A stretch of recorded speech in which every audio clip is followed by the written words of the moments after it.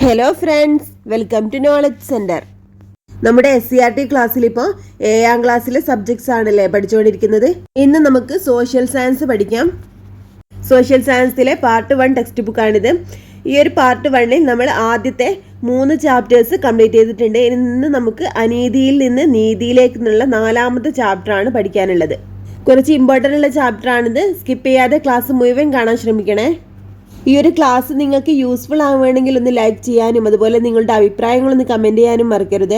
Subscribe ചെയ്യാതെ കാണുന്നവരൊന്ന് subscribe ചെയ്ത് support ചെയ്യണേ. നമുക്ക് നമ്മുടെ ഇന്നത്തെ ക്ലാസ്സിലേക്ക് പോവാം. അനീതിയിൽ നിന്ന് നീതിയിലേക്ക്. ഈ ഒരു ചാപ്റ്ററിന്റെ തുടക്കത്തിൽ തന്നെ നമ്മുടെ മുൻ രാഷ്ട്രപതിയായ APJ അബ്ദുൽ കലാമിന്റെ അഗ്നിച്ചിറകുകൾ എന്ന കൃതിയിലെ കുറച്ച് ഭാഗമാണ് ഇവിടെ കൊടുത്തിട്ടുള്ളത്. ഇതൊരു കഥയാണ്. അന്നത്തെ കാലത്ത് നിലനിന്നിരുന്ന സാമൂഹ്യമായിട്ടുള്ള വിവേചനങ്ങളെ പറ്റിയാണ് ഈ ഒരു കഥയിലൂടെ അദ്ദേഹം വ്യക്തമാക്കുന്നത്. ഞാൻ രാമേശ്വരം എലിമെന്ററി സ്കൂളിൽ 5ാം ക്ലാസ്സിൽ പഠിക്കുമ്പോൾ ഒരു ദിവസം പുതിയൊരു അധ്യാപകൻ ക്ലാസ്സിൽ വന്നു. ഒരു മുസ്ലിം ആണെന്ന് തിരിച്ചറിയും വിധം തൊപ്പി ധരിച്ചിരുന്ന ഞാൻ മുൻനിരയിൽ പൂണൂലിട്ട രാമനാഥ ശാസ്ത്രിയുടെ തൊട്ടടുത്താണ് പതിവായിരുന്നിരുന്നത്. ഹൈന്ദവ പുരോഹിതന്റെ പുത്രൻ മുസ്ലിം ബാലനോടൊപ്പം ഇരിക്കുന്നത് ഉൾക്കൊള്ളാൻ ആ അധ്യാപകന് കഴിഞ്ഞില്ല. താൻ മനസ്സിലാക്കിയിരുന്ന സാമൂഹിക ക്രമം അനുസരിച്ച് എന്നോട് എഴുന്നേറ്റ് പോയി പിൻനിരയിൽ ഇരിക്കാൻ അദ്ദേഹം ആവശ്യപ്പെട്ടു. എനിക്ക് വലിയ ദുഃഖം തോന്നി. രാമനാഥ ശാസ്ത്രിയും സങ്കടപ്പെട്ടു. പിൻനിരയിലെ ഇരിപ്പിടത്തിലേക്ക് താൻ മാറിയപ്പോൾ വിതുമ്പിക്കരയുന്ന അദ്ദേഹത്തിന്റെ മുഖം എൻ്റെ മനസ്സിൽ മായാത്ത മുദ്രയായി. സ്കൂൾ വിട്ട് വീട്ടിൽ ചെന്നപ്പോൾ ഞങ്ങൾ ഇരുവരും മാതാപിതാക്കളോട് ഈ സംഭവത്തെക്കുറിച്ച് പറയുകയുണ്ടായി. ലക്ഷ്മണ ശാസ്ത്രി ആ അധ്യാപകനെ വിളിപ്പിച്ചു. എന്നിട്ട് ഞങ്ങളുടെ സാന്നിധ്യത്തിൽ തന്നെ നിഷ്കളങ്കരായ കുട്ടികളുടെ മനസ്സിൽ സാമൂഹിക അസമത്വത്തിന്റെയും അസഹിഷ്ണുതയുടെയും വിഷം പരത്തരുതെന്ന് പറയുകയുണ്ടായി. തന്റെ തെറ്റായ പ്രവൃത്തിയിൽ ആ അധ്യാപകൻ ഖേദിച്ചെന്ന് മാത്രമല്ല, ലക്ഷ്മണ ശാസ്ത്രി നൽകിയ ശക്തമായ സന്ദേശത്തിന്റെ ചൈതന്യം വഴി ആത്യന്തികമായി പ്രവർത്തിക്കുകയുമുണ്ടായി. ആ ഒരു കാലഘട്ടത്തിലെ സാമൂഹിക ക്രമത്തെക്കുറിച്ചാണ് ഡോക്ടർ APJ അബ്ദുൽ കലാം ഈ ഒരു കഥയിലൂടെ പറയുന്നത്. സമൂഹത്തിലെ ചില വിഭാഗങ്ങൾക്ക് അർഹിക്കുന്ന പരിഗണന നൽകാതെ മാറ്റി നിർത്തുന്ന സാഹചര്യം നിലനിന്നിരുന്നു എന്നാണ് APJ അബ്ദുൽ കലാമിന്റെ ഈ അനുഭവം സൂചിപ്പിക്കുന്നത്. സമൂഹത്തിന്റെ മുഖ്യധാരയിൽ നിന്ന് വ്യക്തികളെ ഒഴിവാക്കൽ, അവസരങ്ങൾ നിഷേധിക്കൽ, സാമൂഹികമായി വിവേചിക്കൽ തുടങ്ങിയ പ്രവണതകളെയാണ് അനീതി എന്ന് വിശേഷിപ്പിക്കുന്നത്. അപ്പം എന്താണ് സമൂഹത്തിന്റെ മുഖ്യധാരയിൽ നിന്ന് വ്യക്തികളെ ഒഴിവാക്കൽ, പിന്നെന്താണ് അവസരങ്ങൾ നിഷേധിക്കൽ, സാമൂഹികമായി വിവേചിക്കൽ തുടങ്ങിയ പ്രവണതകളെയാണ് അനീതി എന്ന് വിശേഷിപ്പിക്കുന്നത്.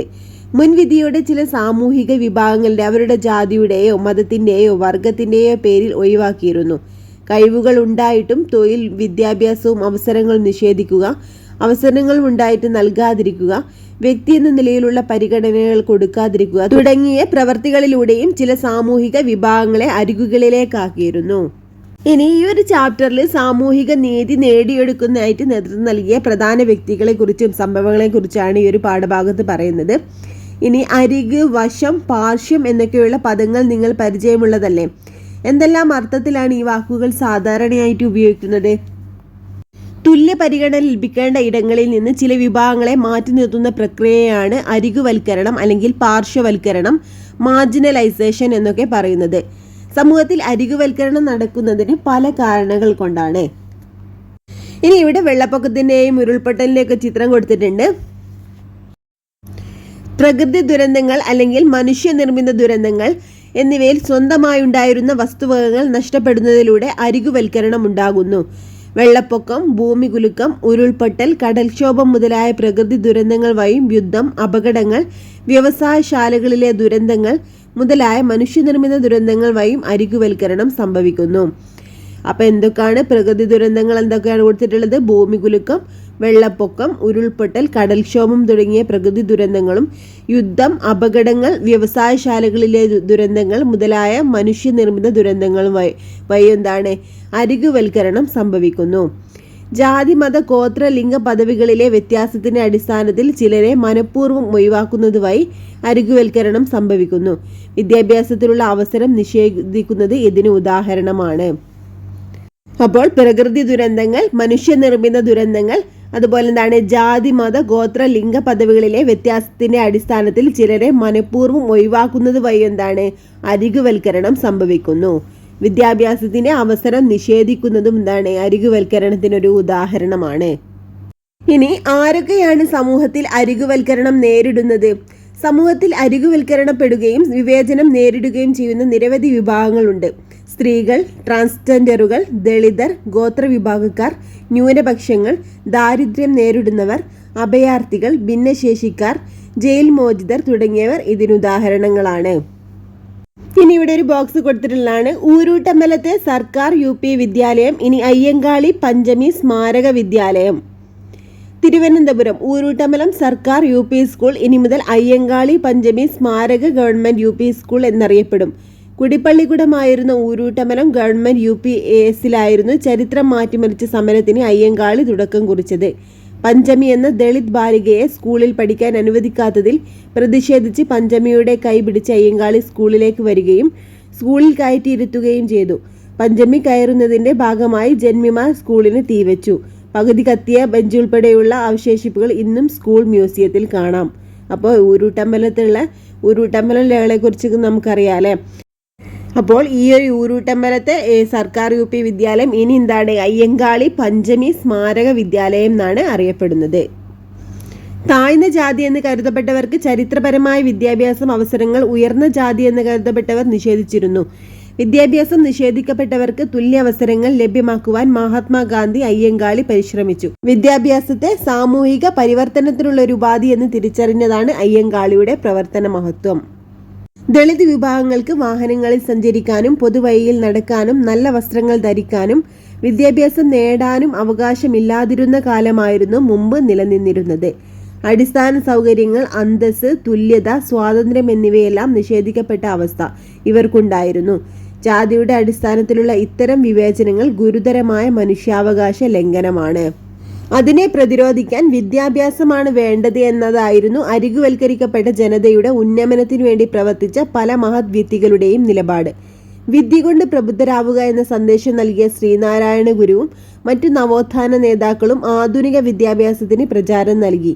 അരികുവൽക്കരണത്തെ എതിർത്തവരാണ് കുര്യാക്കോസ് ഏലിയാസ് ചാവറ, അയ്യ വൈകുണ്ഠ സ്വാമികൾ, ചട്ടമ്പി സ്വാമികൾ, വക്കം അബ്ദുൽ ഖാദർ മൗലവി, പൊയ്കയിൽ യോഹന്നാൻ, പണ്ഡിറ്റ് KP കറുപ്പൻ, ദാക്ഷായണി വേലായുധൻ തുടങ്ങിയവരുടെ പ്രവർത്തനങ്ങൾ ഇതിന് ഉദാഹരണങ്ങളാണ്. ആ ഒരു കാലത്ത് നിലനിന്നിരുന്ന സമൂഹത്തിലെ പാർശ്വവൽക്കരണങ്ങൾക്കെതിരെ ശക്തമായിട്ട് നിലകൊണ്ടിട്ടുള്ള വ്യക്തികളാണ് ഇവിടെ കൊടുത്തിട്ടുള്ളത്. വിദ്യ കൊണ്ട് പ്രബുദ്ധരാവുക എന്നത് ആരുടെ സന്ദേശമാണ്? ശ്രീനാരായണ ഗുരുവിന്റെ സന്ദേശമാണ്. ഇദ്ദേഹവും കുര്യാക്കോസ് ഏലിയാസ് ചാവറ, അയ്യ വൈകുണ്ഠ സ്വാമികൾ, ചട്ടമ്പി സ്വാമികൾ, വക്കം അബ്ദുൽ ഖാദർ മൗലവി, പൊയ്കയിൽ യോഹന്നാൻ, പണ്ഡിറ്റ് KP കറുപ്പൻ, ദാക്ഷായണി വേലായുധനൊക്കെ ഈ ഒരു നവോത്ഥാന പ്രവർത്തനങ്ങളുടെ ഭാഗമായവരാണ്. ഇവരുടെയൊക്കെ ചിത്രം ഇവിടെ കൊടുത്തിട്ടുണ്ട്. ഇനി ജ്യോതിറാവ് ഫുലെ 1827 മുതൽ 1890 വരെയാണ് ഇദ്ദേഹത്തിന്റെ കാലഘട്ടം. ജാതിമത ചൂഷണത്തിന് വിധേയമായ സമൂഹത്തെ വിശേഷിപ്പിക്കുന്നത് പദമാണ് ദളിത്. സാമൂഹിക മാറ്റത്തിന് തുടക്കം കുറിച്ച ജ്യോതിറാവ് ഫുലെയാണ് ഈ പദം ആദ്യമായിട്ട് ഉപയോഗിച്ചത്. സ്ത്രീകൾ, ദളിതർ എന്നിവർക്കായി വിദ്യാഭ്യാസ സ്ഥാപനങ്ങൾ ഫുലെ സ്ഥാപിച്ചു. അപ്പൊ എന്താണ് പറഞ്ഞിട്ടുള്ളത്? സമൂഹത്തിൽ ജാതിമത ചൂഷണത്തിന് വിധേയമായിട്ടുള്ള ആളുകളെയാണ് ദളിത് എന്ന പദം കൊണ്ട് വിശേഷിപ്പിക്കുന്നത്. സാമൂഹിക മാറ്റത്തിന് തുടക്കം കുറിച്ച ജ്യോതിറാവ് ഫുലെയാണ് ഈ ഒരു പദം ആദ്യമായിട്ട് ഉപയോഗിച്ചത്. സ്ത്രീകൾ, ദളിതർ എന്നിവർക്കായിട്ട് വിദ്യാഭ്യാസ സ്ഥാപനങ്ങൾ സ്ഥാപിച്ചിട്ടുണ്ട്. അപ്പൊ ഇദ്ദേഹത്തിന്റെ കാലഘട്ടത്തിലാണ് 1827 മുതൽ 1890 വരെ. ഇനി ഇവിടെ കൊടുത്തിട്ടുള്ളത് സാവിത്രി ബായ് ഫുലെ കുറിച്ചാണ്. 1831 മുതൽ 1897 വരെ ആയിരുന്നു സാവിത്രി ബായ് ഫുലെയുടെ കാലഘട്ടം. ഇവര് ജ്യോതിറാവ് ഫുലെയുടെ ഭാര്യയാണ് സാവിത്രി ബായ് ഫുലെ. പെൺകുട്ടികൾക്കായിട്ട് ഇന്ത്യയിൽ ആദ്യമായിട്ട് സ്ഥാപിച്ച പൂനെയിലെ വിദ്യാലയത്തിലെ പ്രധാന അധ്യാപികയായിരുന്നു ഇവര്. കൃഷിക്കാർക്കും തൊഴിലാളികൾക്കുമായി നിശാ പാഠശാല സ്ഥാപിച്ചു. വിദ്യാഭ്യാസ മേഖലയിൽ ഇവരുടെ സമഗ്ര സംഭാവനകൾ പരിഗണിച്ച് പൂനെ യൂണിവേഴ്സിറ്റി സാവിത്രി ബായ് ഫുലെ പൂനെ യൂണിവേഴ്സിറ്റി എന്ന് പുനർനാമകരണം ചെയ്തു. അപ്പോൾ പെൺകുട്ടികൾക്കായിട്ട് ഇന്ത്യയിൽ ആദ്യമായിട്ട് സ്ഥാപിച്ച പൂനെയിലെ വിദ്യാലയത്തിലെ പ്രധാന അധ്യാപികയായിരുന്നു സാവിത്രി ബായ് ഫുലെ. കൃഷിക്കാർക്കും തൊഴിലാളികൾക്കായിട്ട് നിശാപാഠശാല സ്ഥാപിച്ചിട്ടുണ്ട്. അതുപോലെ വിദ്യാഭ്യാസ മേഖലയിൽ ഇവരുടെ സമഗ്ര സംഭാവനകൾ പരിഗണിച്ച് പൂനെ യൂണിവേഴ്സിറ്റി സാവിത്രി ബായ് ഫുലെ യൂണിവേഴ്സിറ്റി എന്ന് പുനർനാമകരണം ചെയ്തു. ഇനി ഇവിടെ കൊടുത്തിട്ടുള്ളത് പെരിയോർ EV രാമസ്വാമി നായ്ക്കരെ കുറിച്ചിട്ടാണ്.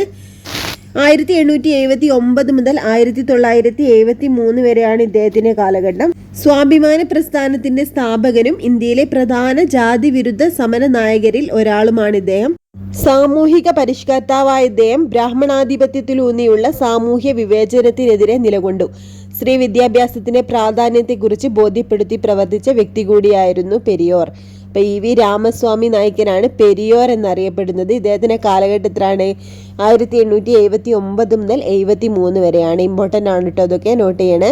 സ്വാഭിമാന പ്രസ്ഥാനത്തിന്റെ സ്ഥാപകനാണ് ഇദ്ദേഹം. അതുപോലെ ഇന്ത്യയിലെ പ്രധാന ജാതി വിരുദ്ധ സമര നായകരിൽ ഒരാളുമാണ്. സാമൂഹിക പരിഷ്കർത്താവ് ഇദ്ദേഹത്തിനാണ്. ബ്രാഹ്മണ ആധിപത്യത്തിലൂന്നിയുള്ള സാമൂഹിക വിവേചനത്തിനെതിരെ നിലകൊണ്ടു സ്ത്രീ വിദ്യാഭ്യാസത്തിന്റെ പ്രാധാന്യത്തെക്കുറിച്ച് ബോധ്യപ്പെടുത്തി പ്രവർത്തിച്ച വ്യക്തി കൂടിയാണ്. ഇനി ദളിതരെ പോലെ തന്നെ സാമൂഹികമായി അരികുവൽക്കരണം നേരിടേണ്ടി വന്ന മറ്റൊരു വിഭാഗമാണ് ഗോത്ര ജനത. പ്രത്യേക ഭൂമിശാസ്ത്ര മേഖലകളിൽ പ്രാചീനകാലം മുതൽ ഒത്തൊരുമിച്ച് താമസിക്കുന്ന ഗോത്ര ജനത സ്വന്തമായി അറിവുകൾ നിർമ്മിക്കുകയും അവ പ്രയോഗിച്ച് ജീവിക്കുകയും ചെയ്യുന്നു. അവർ തനത് ജീവിത രീതിയും കലയും സാംസ്കാരിക മൂല്യങ്ങളും പിന്തുടരുന്നവരാണ്. ഗോത്ര ജനതയുടെ സാംസ്കാരിക സംഭാവനകൾക്ക് മുൻകാലങ്ങളെക്കാൾ പൊതുസമൂഹത്തിൽ സ്വീകാര്യത കൈവന്നിട്ടുണ്ട്. വസിക്കുന്ന ഇടങ്ങളിലെ വിഭാഗങ്ങളിൽ പൂർണ്ണാധികാരമുണ്ടായിരുന്ന ഗോത്ര ജനതയ്ക്ക് ആ അധികാരം ക്രമേണ നഷ്ടമായി. അതുമൂലമാണ് ഈ സാമൂഹിക വിഭാഗം അരികുവൽക്കരിക്കപ്പെട്ടത്. അപ്പം എന്താണ് പറഞ്ഞിട്ടുള്ളത്? ദളിതരെ പോലെ തന്നെ സാമൂഹികമായിട്ട് അരികുവൽക്കരണം നേരിടേണ്ടി വന്ന മറ്റൊരു വിഭാഗമാണിത് ഗോത്ര ജനത. ഇവരെന്താണ്? പ്രത്യേകമായിട്ടുള്ള ഭൂമിശാസ്ത്ര മേഖലകളിലാണ് ഇവർ താമസിച്ചു വന്നിരുന്നത്. പിന്നെന്താണ്? ഇവർക്ക് സ്വന്തമായിട്ട് അറിവുകൾ നിർമ്മിക്കുകയും അതുപോലെ ഇവ പ്രയോഗിച്ച് ജീവിക്കുകയും ചെയ്യുന്നവരാണ്. ഇവർ തനത് ജീവിത രീതിയും കലയും സാംസ്കാരിക മൂല്യവും പിന്തുടരുന്നവരാണ്. ഗോത്ര ജനതയുടെ സാംസ്കാരിക സംഭാവനകൾക്ക് മുൻകാലങ്ങളെക്കാൾ പൊതുസമൂഹങ്ങൾ സ്വീകാര്യത ഇപ്പോൾ ഈ ഒരു കാലഘട്ടത്തിൽ സ്വീകാര്യത വന്നിട്ടുണ്ട്. വസിക്കുന്ന ഇടങ്ങളിലെ വിഭവങ്ങളിൽ പൂർണ്ണാധികാരം ഉണ്ടായിരുന്ന ഗോത്ര ജനതയ്ക്ക് ആ അധികാരം ക്രമേണ നഷ്ടമായി. ഇതുമൂലമാണ് ഈ ഒരു വിഭാഗം അരികുവൽക്കരിക്കപ്പെട്ടത്. സമൂഹത്തിലെ മുഖ്യ വിഭാഗക്കാർ ഉൽപ്പാദിപ്പിക്കുന്ന അറിവ്, കല, സംസ്കാരം എന്നിവ മാത്രമാണ് മൂല്യമേറിയത് എന്ന ധാരണ പല കാലങ്ങളിലായി നിലനിന്നിരുന്നു. എന്നാൽ കല, ഭാഷ, സാഹിത്യം, വൈദ്യം, കൃഷി തുടങ്ങിയ മേഖലകളിൽ പ്രകൃതിയെ അടുത്തറിഞ്ഞു നേടിയ മികച്ച വിജ്ഞാനവും നാട്ടറിവും സ്വന്തമായുള്ളവരാണ് ഗോത്ര ജനത. തനതായ സംഗീത പാരമ്പര്യമുള്ള നിരവധി ഗോത്ര വിഭാഗക്കാരുണ്ട്. ഇനി ഡോക്ടർ എ അയ്യപ്പനെ കുറിച്ചിട്ടാണ് കൊടുത്തിട്ടുള്ളത്. 1905 മുതൽ 1988 വരെയാണ് ഇദ്ദേഹത്തിന്റെ കാലഘട്ടം. തൃശൂർ ജില്ലയിലെ പാവറട്ടിയിൽ 1905 ഫെബ്രുവരി 5 അയ്യപ്പന്റെ ജനനം. ഇന്ത്യൻ സംസ്കാരങ്ങളെ കുറിച്ച് പഠിച്ച പ്രമുഖ നരവംശ ശാസ്ത്രജ്ഞനാണ് ഇദ്ദേഹം. ലണ്ടൻ സ്കൂൾ ഓഫ് എക്കണോമിക്സിൽ നിന്ന് മലിനോവ്സ്കിയുടെയും റേമണ്ട് ഫിർത്തിന്റെയും കീഴിൽ ഗവേഷണ പഠനം പൂർത്തിയാക്കി. കേരളത്തിലെ ഈഴവ ഗോത്ര സമുദായങ്ങളെക്കുറിച്ചുള്ള പഠനത്തിന് സമഗ്ര സംഭാവനകൾ നൽകി. അപ്പോൾ ഡോക്ടർ എ അയ്യപ്പൻ ആരാണ്? തൃശൂർ ജില്ലയിലെ പാവറട്ടിയിലാണ് ഇദ്ദേഹം ജനിച്ചത്. ഇന്ത്യൻ സംസ്കാരങ്ങളെക്കുറിച്ച് പഠിച്ച പ്രമുഖ നരവംശ ശാസ്ത്രജ്ഞനാണ് ഡോക്ടർ എ അയ്യപ്പൻ. ആരാണ്? ഇന്ത്യൻ സംസ്കാരങ്ങളെക്കുറിച്ച് പഠിച്ച പ്രമുഖ നരവംശ ശാസ്ത്രജ്ഞനാണ്. ഇദ്ദേഹം എവിടെയാണ്? ലണ്ടൻ സ്കൂൾ ഓഫ് എക്കണോമിക്സിൽ നിന്ന് മലിനോവ്സ്കിയുടെയും റേമണ്ട് ഫിർത്തിന്റെയും കീഴിൽ ഗവേഷണ പഠനം പൂർത്തിയാക്കി. കേരളത്തിലെ ഈഴവ ഗോത്ര സമുദായങ്ങളെക്കുറിച്ചുള്ള പഠനത്തിൽ സമഗ്ര സംഭാവനകൾ നൽകിയ വ്യക്തിയാണ് ഡോക്ടർ എ അയ്യപ്പൻ. ഇത് ഇമ്പോർട്ടൻ്റ് ആണ് കേട്ടോ, നോട്ട് ചെയ്യണേ. അടുത്തതായിട്ട് നഞ്ചിയമ്മയെ കുറിച്ചാണ് കൊടുത്തിട്ടുള്ളത്. പാലക്കാട് ജില്ലയിലെ അട്ടപ്പാടിയിലെ ഇരുള വിഭാഗത്തിൽ നിന്നുള്ള നഞ്ചിയമ്മക്കായിരുന്നു 2020 രാജ്യത്തെ മികച്ച ഗായികക്കുള്ള ദേശീയ ചലച്ചിത്ര പുരസ്കാരം ലഭിച്ചത്. ഗോത്ര വിഭാഗത്തിൽ നിന്ന് ഈ പുരസ്കാരം നേടുന്ന ആദ്യത്തെയാളാണ് നഞ്ചിയമ്മ. കളക്കാത്ത സന്തനമേറെ വെഗു വോഗ പൂത്തിരക്കോ എന്ന് തുടങ്ങുന്ന ഗാനമായിരുന്നു നഞ്ചിയമ്മ ആലപിച്ചത്. അപ്പോൾ ഇവിടെ ഇന്ത്യൻ രാഷ്ട്രപതി ദ്രൗപദി മുർമുവിൽ നിന്ന് ദേശീയ ചലച്ചിത്ര പുരസ്കാരം നഞ്ചിയമ്മ സ്വീകരിക്കുന്ന ഒരു ചിത്രം ഇവിടെ കൊടുത്തിട്ടുണ്ട്.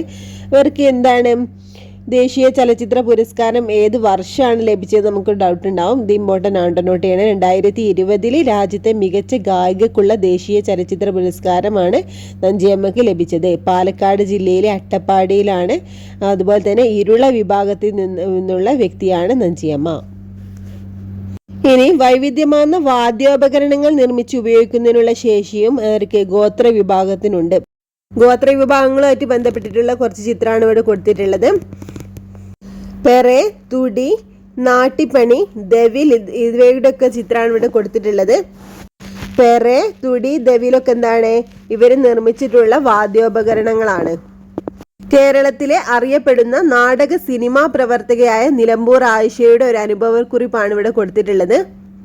ഈ ഒരു നാടക സിനിമാ കലാജീവിതത്തിലേക്ക് വന്നതിന് ശേഷം ഇവർ നേരിടേണ്ടി വന്നിട്ടുള്ള വെല്ലുവിളികളെ കുറിച്ചിട്ടാണ് ഈ ഒരു അനുഭവക്കുറിപ്പിലൂടെ ഇവർ പറയുന്നത്. സ്ത്രീകൾ കലാപ്രവർത്തനത്തിൽ ഏർപ്പെടുന്നത് വിലക്കപ്പെട്ട ഒരു കാലം നമ്മുടെ സമൂഹത്തിലുണ്ടായിരുന്നു. കലയിൽ മാത്രമല്ല, സമൂഹത്തിന്റെ പല മേഖലകളിലും സ്ത്രീ ആയതുകൊണ്ട് മാത്രം അരികുവൽക്കരിക്കപ്പെടുകയും തുല്യാവസരം നിഷേധിക്കപ്പെടുകയും ചെയ്ത ധാരാളം അനുഭവങ്ങൾ ചരിത്രത്തിൽ കാണാൻ കഴിയും. കലാമേഖല, വിദ്യാഭ്യാസ മേഖല, തൊഴിൽ മേഖല, ഗാർഹിക ഇടങ്ങൾ എന്നിവിടങ്ങളിൽ ഇവർ താഴ്ന്ന പദവി മാത്രമേ അർഹിക്കുന്നുള്ളൂ എന്ന തെറ്റായ ധാരണ സമൂഹത്തിൽ നിലനിന്നിരുന്നു.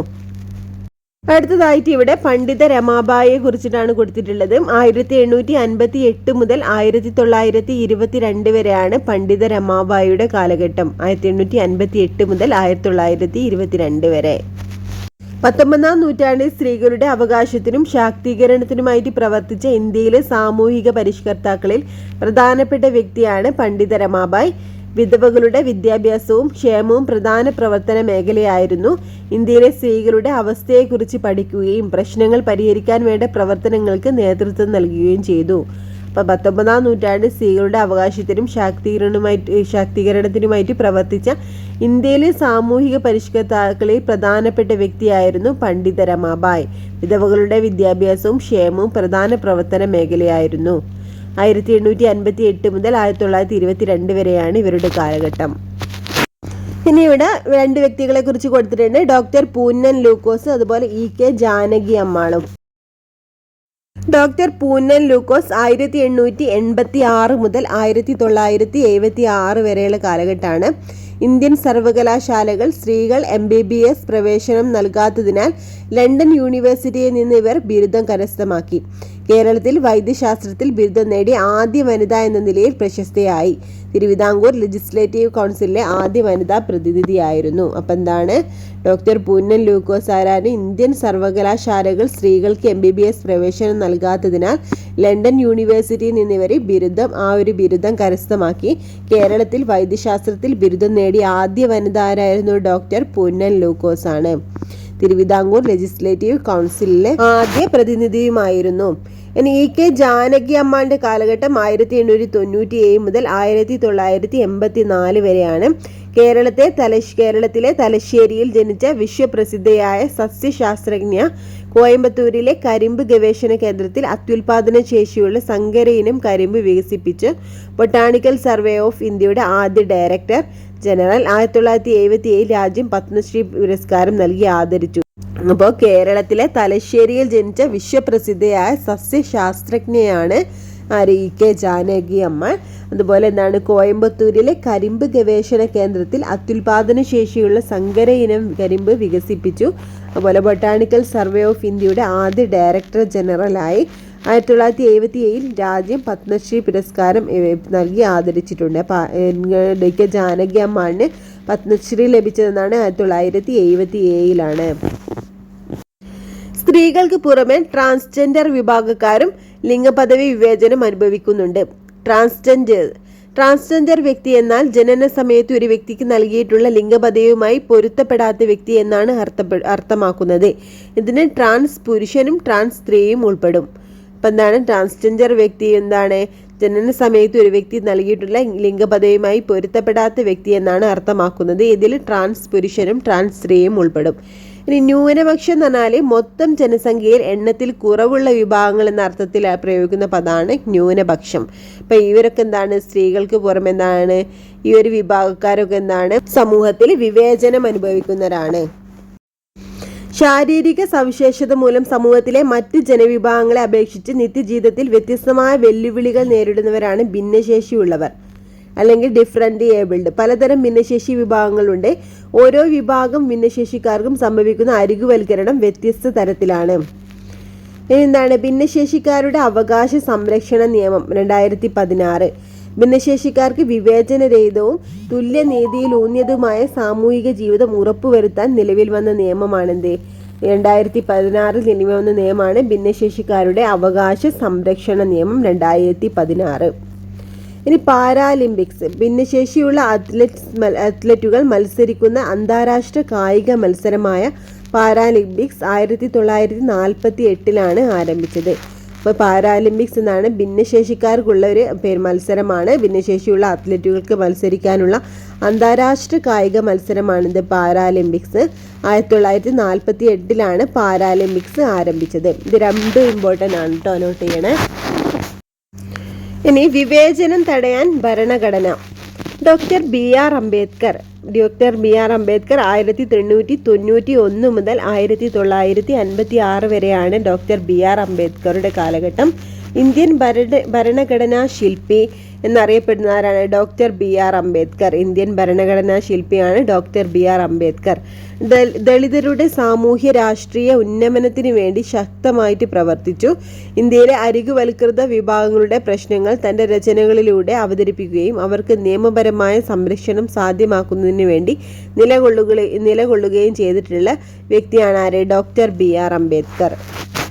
അപ്പോൾ എന്താണ്? ദളിതരുടെ സാമൂഹ്യ രാഷ്ട്രീയ ഉന്നമനത്തിന് വേണ്ടി ശക്തമായിട്ട് പ്രവർത്തിച്ച വ്യക്തിയാണ് ആര്? Doctor B R Ambedkar. Indian ഭരണഘടനാ ശില്പി. ഇന്ത്യൻ ഭരണഘടന എല്ലാ പൗരർക്കും തുല്യത ഉറപ്പുവരുത്തുന്നു. ഈ അനുച്ഛേദം 14 എന്താണ്? മതം, വംശം, ജാതി, ലിംഗഭേദം, ജനിച്ച സ്ഥലം എന്നിവയുടെ പേരിൽ യാതൊരു വിവേചനവും പാടില്ല എന്ന ആർട്ടിക്കിളാണെന്ത്? ആർട്ടിക്കിൾ 15. എല്ലാ പൗരന്മാർക്കും തുല്യത ഉറപ്പുവരുത്തുന്ന ആർട്ടിക്കിൾ ഏതാണ്? ആർട്ടിക്കിൾ 14. മതം, വംശം, ജാതി, ലിംഗഭേദം, ജനിച്ച സ്ഥലം എന്നിവയുടെ പേരിൽ യാതൊരു വിവേചനവും പാടില്ല എന്നുള്ള ആർട്ടിക്കിളാണെന്ത്? ആർട്ടിക്കിൾ 15. അപ്പോൾ നമ്മുടെ 4ാമത്തെ ചാപ്റ്റർ ഇവിടെ കംപ്ലീറ്റ് ആയിട്ടുണ്ട്. ഇമ്പോർട്ടൻ്റ് ആണെന്ന് പറഞ്ഞ കാര്യങ്ങളൊക്കെ ഒന്ന് നോട്ട് ചെയ്ത് പഠിക്കട്ടോ. അതുപോലെ ഈ ക്ലാസ് നിങ്ങൾക്ക് ഇഷ്ടപ്പെട്ടാലൊന്ന് ലൈക്ക് ചെയ്യണേ. നിങ്ങളുടെ അഭിപ്രായങ്ങളൊന്ന് കമൻറ്റ് ചെയ്യാൻ മറക്കരുത്. Okay friends, thank you.